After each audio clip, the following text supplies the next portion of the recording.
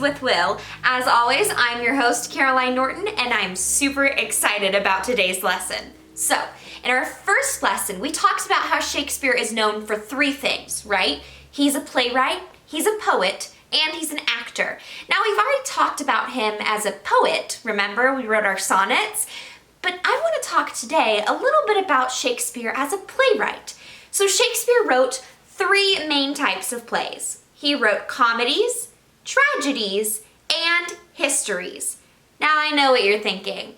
Histories? That sounds so lame. But it's not, I promise. The Shakespearean histories are some of the most exciting plays that he wrote, and that's why I want to talk about those today. So, Shakespeare wrote a lot of plays that have historical merit, based on historical figures. He wrote Julius Caesar, Antony and Cleopatra, but those plays don't technically count as Shakespearean histories. In order for it to be counted as one of his histories, it has to be an English history. Stories about the old British monarchs. And that's because that was Shakespeare's history. It's where he lived, it's where he grew up, it's the stories that he was taught in school. And that's why those are counted as his histories. And those are the plays like Richard II, Richard III, Henry IV, parts 1 and 2, Henry V. All of those are Shakespeare's history plays. And these historical plays talk a lot about families, the different families in power. And that's because back in the day, they didn't have elections like we do now. They didn't have a democracy. Who was in charge? All depended on who your parents were.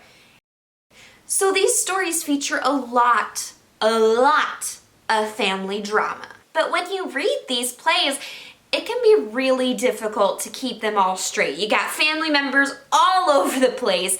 Everybody has multiple nicknames, and it can get so super confusing. So a way that I like to keep everything straight so that I can understand what's actually going on in the plot is by creating a family tree.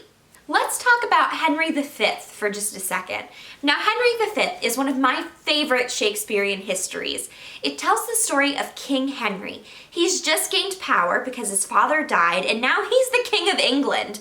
But his people aren't too sure they can trust him. See, Henry wasn't the most well-behaved kid, and they're not sure yet what they think of him as a leader. But England goes to war with France. And this is where Henry proves that he's a strong leader.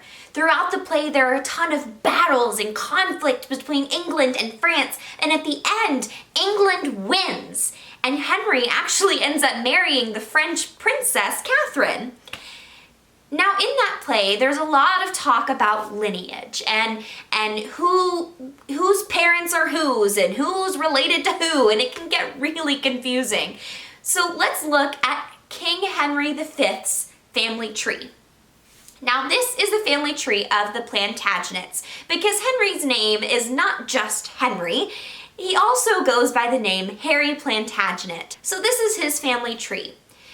And I know that's a lot to look at. This family tree actually goes back to his great-great-great-great-grandfather, Henry III.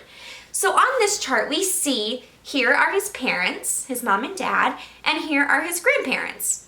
That makes it a little bit more easy to understand, right? We can tell kind of this is the path that he took to get to where he is. But what would this look like if we were to do this for our own families? Let's make a family tree together. Now, it helps if you have a grown-up nearby that you can ask a bunch of questions to about your family, but if you don't worry, because you can also write a family tree about a historical figure that you really like, or maybe a book character that you really enjoy, or you can even try your hand at making a Shakespearean family tree. So if you can't make your own, don't worry. But I'm going to go through this as an example of what you can do when you make your family tree, no matter if it's your own history or if it's someone else's history that you're writing down. So let's start with you. Write your name at the bottom of your page.